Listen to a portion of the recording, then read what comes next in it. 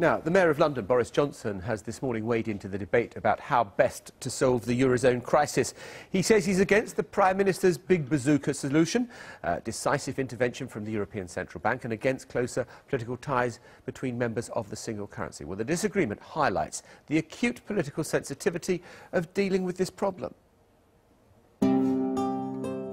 So what is the best way to battle for Britain's interests in a Europe plagued by economic ills? On Monday, David Cameron was telling the city that the euro crisis represented an opportunity to get stuck in and champion reform of the EU, and that Britain's membership allowed it to fight for free trade. And the PM's been travelling quite a lot this week, to Brussels and then Berlin, jousting with Herman Van Rompuy and Angela Merkel. So who's the better Eurosceptic? The pugnacious David Cameron, who wants to lead his crusade across the Channel, or those in UKIP and some Conservatives who want to withdraw from the EU and pull down the portcullis, arguing that this is the best way to avoid the Teutonic domination that Nigel Farage fears.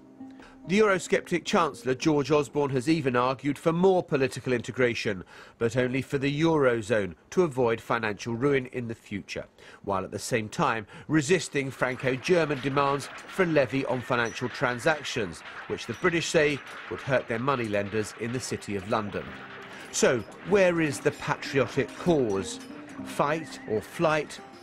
Sally forth or pull up the drawbridge? And we're joined now by the UKIP leader, Nigel Farage, who we know where you stand. You'd like to draw up the drawbridge. No. Well, you want us to stay in the European Union? No, you are implying that by leaving political union, that we're somehow isolating ourselves from Europe and the rest of the world. That is not what we're saying. What we're saying is let's divorce ourselves amicably from political union and replace that with a genuine free trade agreement, not just with Europe, but open ourselves up to the rest of the world as well. But isn't the real Eurosceptic thing to do, which is what David Cameron and George Osborne are doing, which is to say, we are fighting for Britain's interests within Europe and trying to get the best deal possible, and that is where we will get that best deal? Well, what they've been doing over the last 2 months is urging the Eurozone to go faster and deeper into a political union. I've warned that if they do that, it will lead to the destruction of democracy across Europe, and in the last 10 days, we've seen 2 democratically elected governments felled by the Eurocrats and their lackeys put in place. The Cameron policy is urging more and more and more Europe. You've often cited Norway as the example that Britain should follow. Jens Stoltenberg, the Prime Minister there, has described his democracy as a fax democracy, where they wait for a fax from Brussels to tell them what rules they have to apply that they have no say over. Well, Norway is one potential model. Just remember that Norway is not in the EU. She pays a tiny amount of money to be a member of the EEA, the European Economic Area. She has her own fisheries, controls her own farming. She's outside of justice and home affairs. What she does do is implement European rules on that portion of their trade that is with Europe. Is obliged to keep accept all EU legislation on the single market, and yet has no say in what that legislation is. If we sell goods to America, we have to conform with their standards. Being like Norway would be a very good holding position for Europe. It would guarantee us free trade and give us a chance to negotiate the kind of deal that Switzerland has, where they don't have to have any of the rules. OK, let us just talk then about the transaction tax that would affect the city. That would have very serious consequences if Britain were outside the European Union, because any transactions not denominated in euros would still face that tax. Look, we've heard all this 10 years ago. We were told is that wrong or right? No, we were told 10 years ago if we didn't join the euro, London, the city, would collapse. Actually, the amount of business we do there has grown bigger as a proportion of the rest of Europe, not smaller. But we are inside the European Union. If we have the financial transaction tax imposed on the City of London, we will lose our biggest single industry. It's as simple as that.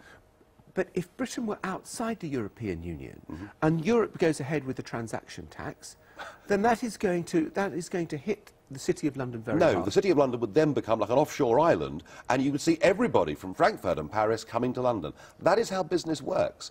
Business goes to where it's efficient to do business. The financial transaction tax would be a disaster. You talk to people in the city, and they say the complete opposite to you, with respect, Mr Farage. They say that what's going to happen... I spent 20 years working there. I know quite a few of them myself. Yeah, I know. And they would say that what would happen is, if the transaction tax... If Britain doesn't fight its corner by being part of the EU. It gets imposed with maybe Britain outside the European Union.